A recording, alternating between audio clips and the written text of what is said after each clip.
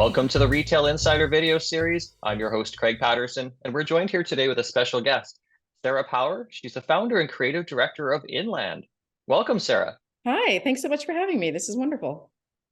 Now, Inland is a marketplace, I think, basically for Canadian designers. There's going to be the next pop-up for Inland coming up in the former Club Monaco building at 157 Bloor Street West in Toronto. That's going to be on May. What are the dates again, Sarah? Yep, May 5th, 6th, and 7th. So that's this coming next Friday, Saturday, and Sunday. Wonderful, wonderful. So, can you tell us a little bit about what's going to be happening there at Inland at the Club Monaco building? Yes, absolutely. Super excited. This will be, I think it's the 14th pop-up that Inland has hosted. It's our ninth year. Um, and this particular venue is, I would say, the most luxurious of all the venues that we've ever occupied. There will be 75 designers in total, taking over the first and second levels, the lower level of the space. And that'll include a mix of designers, mostly from Toronto and Montreal. We have one coming in from the West Coast. And we've also collaborated with Toronto Metropolitan University, their fashion department there. So 12 students from the university will be exhibiting their products for sale as well. So we have a wonderful collaboration happening, but it's an opportunity for customers to meet the designers in person. So they each run their own little mini boutique, as you will, within the space, and they're selling their products directly to consumers. And there's a range of designers, right? You've got some smaller ones, obviously, including some students, but then you've got, I think, Christopher Bates and a few others that are quite a bit bigger. Big brands. We've got Christopher Bates, we have Leslie Hampton, we have Narcissus, we have Bustle Clothing, who's been around forever.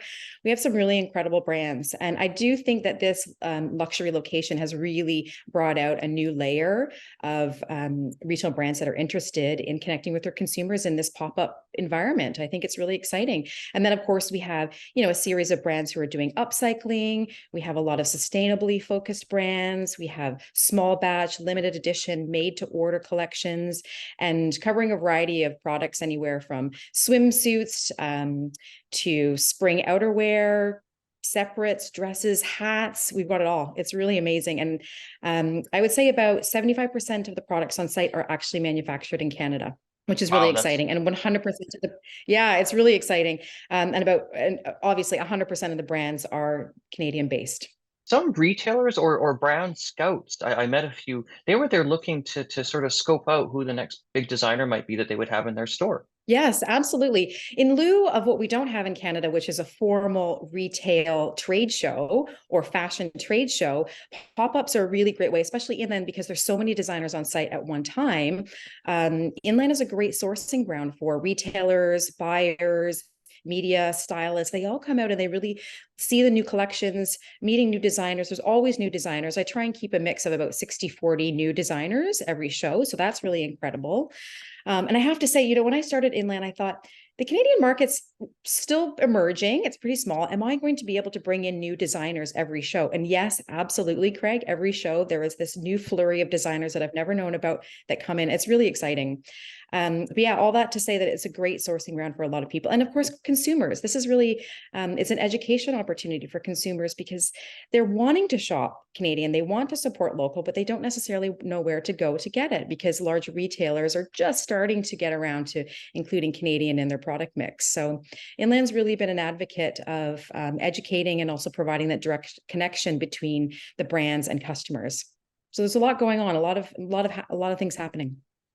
And I remember I wrote an article years ago in Retail Insider. It was about how places like, say, Paris and London and New York City, there's government funding around fashion there. We don't have the same thing in Canada. So getting a leg up for these brands, I think, is going to be pretty important.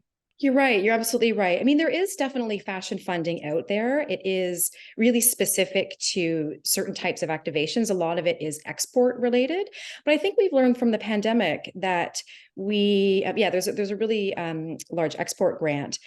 But we've learned that bringing manufacturing back to Canada and establishing the brand Canada identity around design, and not just fashion but across all of our creative sectors, is really, really critical for us to gain confidence in what we're doing here, and b have that unified voice in terms of what's happening within the creative sectors across Canada, fashion obviously being my core interest. There could definitely be more funding, but there is opportunities out there. I think just where it's directed might need to be a little bit different.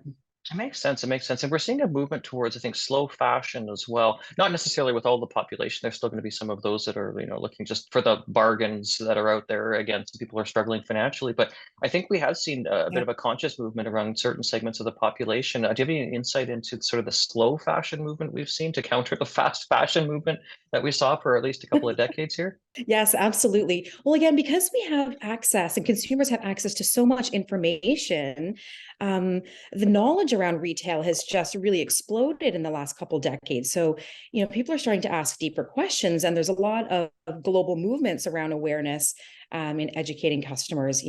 Did you know that because you bought that $5 t-shirt, it probably means that someone was really underpaid in a foreign place? So all of these questions are really emerging, and consumers want to place value in the purchases. They want to be conscious about where they're putting their dollars, their hard-earned dollars. So it's great that people are starting to ask these questions, and it's great that answers are being able to be answered. So it's really a great time for retail, I think, because we're all in a rethink pattern about what are we doing. We're rethinking so many elements of our life and business and structures like that. And it's really fantastic to see that happening in retail, because the brands that I work with are typically small batch emerging designers. So they might do limited collections. They're not mass producing by any means. And, they're doing this with a lot of heart. So it's really important. And that human connection is really strong when you're speaking to brands and interacting with brands on that level. I think we all want to have more meaning in our life. Yeah, and that makes sense in Yeah. terms of something that might be handmade, something that's made in Canada, even something that's, say, personalized or unique, or a one of a kind handmade piece where you're like, well, no one's going to have the exact same thing because of this resin or whatever, but that makes it unique. Yeah, absolutely. And, be it budget driven decisions or be it the sort of, looking for more meaning and value in your products, the ability to have that within, that connection is really important. So there's different reasons why consumers are reaching out in different ways. And small batch brands are able to keep things a little bit nimble from the cost sides in terms of their production, because they're not overproducing and putting a bunch of money in things that end up in landfills. So it's really all quite sophisticated in terms of a move forward plan for retail. Now, Inland is a pop-up event. Let's talk about pop-up retail generally. What are you seeing in terms of trends around, say, brands that are doing pop-ups or other marketplaces around the world? Let's talk a bit about that and the experiential effect that we're seeing around temporary retail spaces and activations. Absolutely. Great question. I mean, pop-ups have been happening for decades now, but I think, with the sort of stumbling effect that the pandemic introduced into the retail environment, the new generation of consumers are interacting with brands more and more online than they ever have been, than in person. So in order to maintain that really unique identity as a brand, these experiential activations and pop-ups allow that opportunity to sort of reconnect with customers, reestablish that moment, that excitement, that you aren't able to really capture in the online experience. I mean, online has become really sophisticated, but pop-ups, provide a really nimble way to iterate, to test out new ideas and products, to really be able to offer that sort of curated experience for the consumer, which is really powerful. Having pop-ups is a way that you're not weighed down by the high costs or long scheduling lead times of sort of traditional retail. So that gives brands a really interesting way to develop new concepts for what they're doing. And again, back to that experiential component, people want things that are really fun and exhilarating to go to, and they want to have a splash experience, and they want that in their retail moments as well.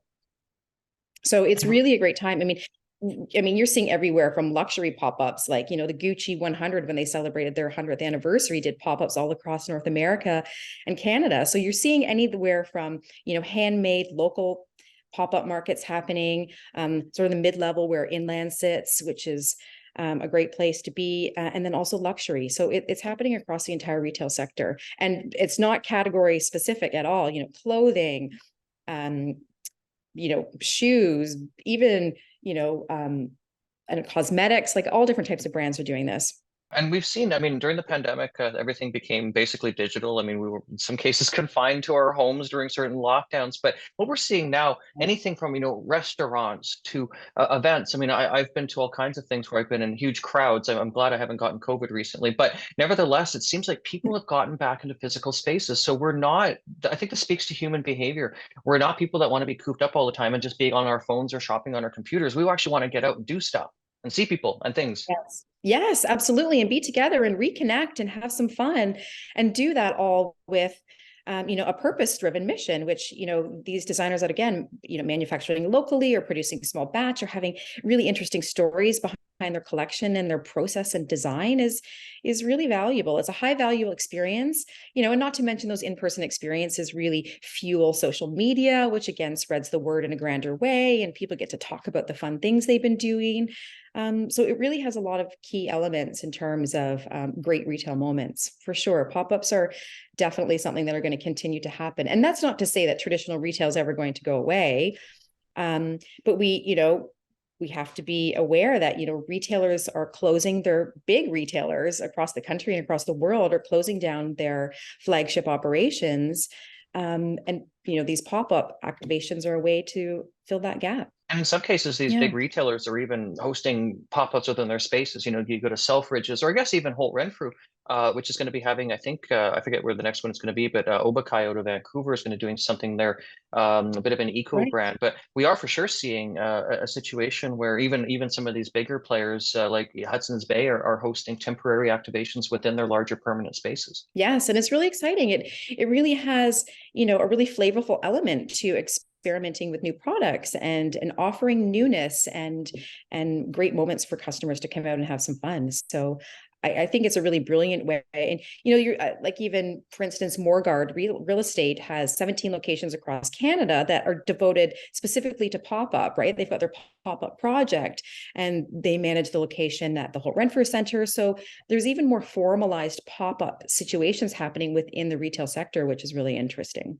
That's right. That's right. We're going to be doing a story on specialty leasing with Retail Insider as well. And I think we're actually Yeah. doing it with Morguard because Morguard has definitely been pushing that across properties. I live near the Holt Renfrew Center, and a friend of mine out in Coquitlam, BC, in one of the Morguard properties, she had a pop-up. I think it was during the pandemic. People still came, but nevertheless, yeah, no, that's tremendous in terms of landlords that are now embracing this as well. I know Oxford Properties and Cadillac Fairview have certainly done this as well. Shein had which is very fast fashion, I think, or at least cheaper stuff. Shein had out Yes. of China had a pop-up at the CF Toronto Eaton Center. I have to say it properly. So we've seen this at all price points, from like you said, luxury with Gucci, and I've been to the Louis Vuitton pop-ups they've had, and also been to Shein. Yeah. Well, you have to check them all out, I suppose, and see what's happening. Yeah, absolutely. I think it's really exciting. And I spoke to a rep at Morguard, and, some of the pop-up retailers that go in, they feel that they've connected with the right consumer in the right place. It allows that testing out, and they've stayed on for longer term leases. So that's really interesting too. So it allows that flexibility on both the leasing agent and the brand side. So it's a great meeting of minds and concept. I think it's really wonderful. When a lot of people ask me, because the inland pop-up happening next weekend is at the former Club Monaco flagship location, which has been, I think, unoccupied for several years now. I couldn't honestly tell you how long, but people are, how did you get that location? And honestly, there are so many locations on that Mink Mile, that stretch of, the most luxurious retail in Canada, that are up for lease. And it was just really a matter of making a call, and they're really open. They're really, like, landowners are really open to they want to see things happen in their spaces. So they're really open to unique partnerships. The pop-up that Inland did just November and December of last year was at Bayview Village, and that was also really interesting. They're again looking to have unique activations happening in their centers so that consumers are still engaged, and also to make sure that the retailers that are there a long time are also seeing interesting things happen. So it's really a great move forward plan, like I said. And I've had some brands tell me as well that is when they have a physical activation and they're able to interact with their consumers, they're getting different feedback, say, than they would get online. People might be a bit more honest in person, or have a bit of a different situation with communication. Do you have any insight into that? Yes, I mean, that was really that's the ethos of Inland, is being able to offer designers and brands that opportunity to connect with the customer to get better intel, There's nothing stronger than that sort of face-to-face moment when someone can say, oh, it doesn't quite fit right, or oh, I wish you had this, or yeah, you're right, you're absolutely right. Those communication points aren't happening online in the same way. So it's really valuable. And I think the customer wants to feel heard, and they definitely feel heard in those moments when they're speaking directly to the designer. And that's really valuable. I've heard from brands that they've had these pop-up experiences and they say, oh, I learned that this and this, and they take that back, they iterate their products perhaps, or reintroduce sort of a new concept in their next season's collection, and the way they go. So it's really valuable intel. Terrific. Now, is there anything you can tell us about the future of Inland? Say any plans for 2024, anything into 2025 yet that's been talked about, or anything that you can share? I wish I could tell you, like the pop-up philosophy, it's always iterative. There's always sort of, okay, how did this go? So once we go into this region, is this a neighborhood that customers are more responsive? So it could be that after this particular pop-up experience, we take what we've learned. And of course, I'm in constant communication with all the brands. I get their feedback. How was it for you? How was the customer? Is this the right neighborhood for us? Do we continue popping up here? So again, I wish I could tell you what's happening, but you'll have to wait and see. It depends on what we learn. Yeah, we Sounds like like to say nimble and iterative, always wanting to test out new and exciting markets and locations, and want to continue to do that. Yeah. excellent. I'm looking forward to checking out this year's Inland at 157 Bloor Street West in Toronto. That's the former Club Monaco building. I'll be there on Friday checking it out because I really enjoyed the one at the Design Exchange last year. I met some really interesting people. Again, they're not all smaller players, but you get some of the most fascinating people I think you can meet at these types of things. So I'm excited to be there. Perfect. We really look forward to having you. That's going to be fun. Great. Thank you so much. This is Sarah Power, the founder and creative director of Inland. Thank you so much for joining us here today on this program.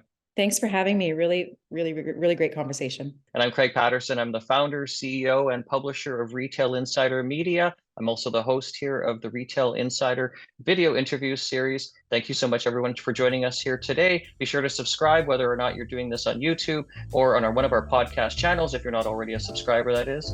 Thank you so much, everyone, for being here today. Take care and bye for now.